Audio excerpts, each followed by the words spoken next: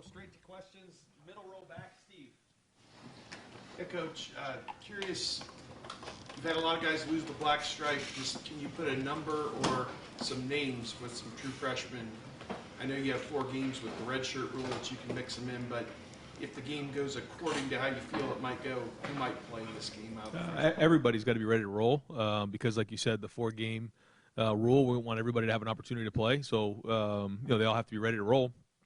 Some of the guys who have been here a little longer, talking on offense, Garrett and Jamison, we got to be ready to roll. They'll probably find their way on the field at some point. Harry Miller is another guy that, as a freshman, could get on the field. The 2 running backs on defense, all those linebackers, Stover and Young.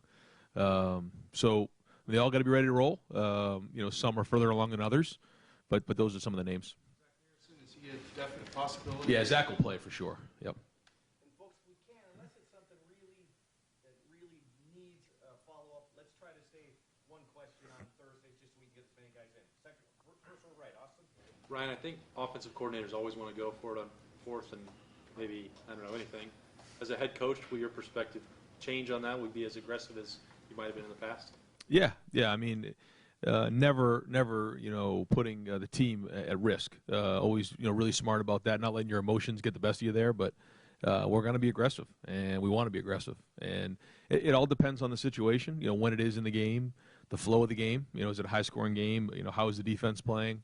The situation, the weather, all those things come into play when you make those decisions. And a lot of those decisions have been made before you go into the game. And so trying to take your emotion out of it is the best thing to do. Do you consider yourself a gambler or aggressive when it comes to that? Or how do you view yourself? Yeah, I mean, I think that, we want to make sure that we're always aggressive. And that's always been my mindset. But at the same time, we can't force anything. Front row left, Mitch. Ryan, how much can we expect to see Justin taking snaps directly from center instead of from the shotgun? And was that a difficult transition for, other than him in the center, other people on the offense? Did that take a adjustment? It's something we looked at in the offseason, but our offense is going to be very similar to what you saw last year, and every year you experiment with a few things, but for the most part we'll be in the shotgun. Ryan, Garrett Wilson, you threw in there as a return guy. Is there a reason for, is he just a guy that has to be on the field? How's he progressing? What's the update with him? Yep, his like you said, he's a guy that we want to get on the field. He's a playmaker. His ball skills are very good, and being a returner, there's a lot that comes with that. You have to have tracking, you have to have depth perception, you have to have good hands and timing and those type of things. I think he has those. But again, you don't know with a returner until you get him into the game. And, based on how everything shakes out and how things go on Saturday, you would like to get him a couple of returns. Far left, Lori. Coach, you talked about how your car ride's a place where you seek peace and seek answers. We're approaching game time very quickly. I'm wondering what occupied your mind in your last car ride. It was more about with the staff. When you get into Thursday, Friday, it becomes about your meeting time and being organized in meetings. Your tips, your test, the way you're presenting information.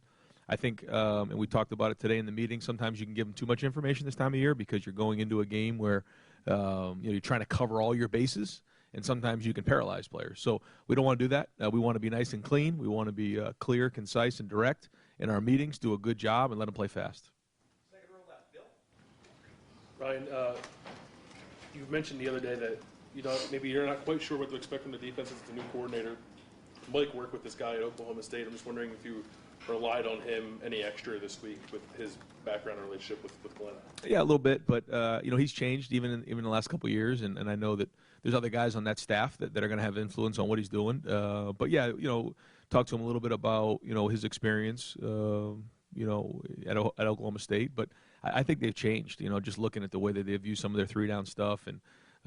Last year at Charlotte, but then also I know there's going to be an influence here from the other coaches there. So we're going to have to kind of adapt once we get into the game. You were asked about kick returners and punt returners on the radio show.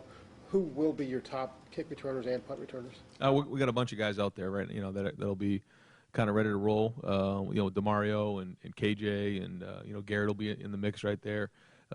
So we'll kind of roll those guys. We'll play with a little bit of depth and then we'll kind of see, as the game goes on, who's got the hot hand. Front Is Tough your punt protector? He's one of them. How about Gunners? Yeah, we're going to roll gunners. You know, Chris will be out there and Jeff will be out there, but we have a bunch of guys that'll play gunner. But that's a position that was awesome last year. You know, they were really good, and Jeff and Chris and those guys have some experience doing that. But those two guys got to step up for us. This is all one question. As much as we all talk about the importance of special teams, just are there a couple guys maybe on kick coverage or other parts of special teams who have really hey, they're going to be core special teams guys, whether they're young guys or a lot of our special teams guys are back when you think about the guys who have played, and so when you take a look at the back end in terms of skill with safeties and corners and those kind of guys, they're kind of all back. So those guys played last year with Isaiah Pryor and those type of guys. The linebackers, same thing. Tight ends, same thing. We didn't really lose a lot of those guys, and those would make up your special teams.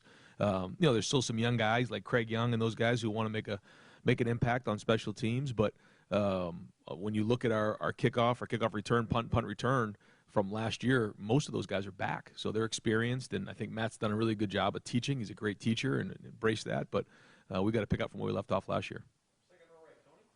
Ryan, you mentioned Zach Harrison. We know he's an incredible athlete, and every step of the way he's stood out, be it winter workouts, spring, and it's not just because he's a good athlete. Why is he going to play on Saturday? What makes him more than just the athlete? I think the defensive end position is changing every 5 years, and the longer body types, they almost look like big basketball players now, and he has that body type, he has the athleticism. But the thing that surprised us when he got here is just really how mature he was in his approach. Played tough, practiced hard, had a very mature approach about him, and so I think his ceiling is through the roof, and now he's just got to get some experience. Third row left, Dan. Ryan, as you get each day closer to the game, does the reality start to hit you a little more that, hey, I'm really Ohio State's head coach and I'm about to do this for the first time? Yeah, a little bit, yeah. But again, you go on a journey with a bunch of guys, a bunch of coaches, staff members, and then players, and it's fun because when you go lock arms together and go play somebody, it's all the work that you put in up to that point. And if you trust the training, if you trust everything you've done in the off season, if you trust everything you've done in preseason, if you trust all the preparation you've done in meetings, then you have confidence and you can go play with speed and toughness because it all goes back to how you train. Because once you get into a game, you're going to fall back to the level of your training, and so we have to have confidence in that, and we will. Ryan, what is your vision in terms of how the tight ends will be used in your offense? Do you think it'll be similar to the last couple of years, or do you want to get them maybe perhaps more involved in catching passes? Yeah, it'd be very similar to the way it was last year. But I think they're just a year older, a year more mature, and we have some really good wideouts, so we want to get those guys on the field. But that's a strength for us because of the experience of that group, and but we'll need all of those guys. What have you seen from Thayer Mumford returning from injury, and how important is he to this offense? He's really important because he's one of the returning guys up front. The rest of those guys, Brandon played a little bit, but he's not a returning starter. He's really the only returning starter we have up there. So his experience is critical, especially being at left tackle. He's done a good job in preseason, and he's ready to play. And final question, front row right. Yeah, Bo, you are the only undefeated coach in major college football. Did you know that? I did not. At this point. That's not my question. My question is, preseason camp, give me a name of one guy that you've seen rise, could be a returning player who's suddenly gotten it and stuff, that you're excited about seeing play on Saturday, or maybe a couple. I'm looking forward to see J.K. run. I want to see that. I think his approach and his demeanor after splitting reps with Mike, we talked about how he's kind of looking for home runs. I want to see him run with his pads down. I'm really looking to see the secondary, though. I really want to see these guys. I mean, we go against them every day, and I just say to myself, it's hard to throw against these guys. I mean, they're contesting every throw. They do a really good job, and I just can't wait to see what these guys look like on Saturday. After a starter, or what do you expect from Proctor? So again, we just kind of look at it like, is he starting potential? Does he have the ability to play? And the answer is yes. Jordan will start, but Josh will play as well.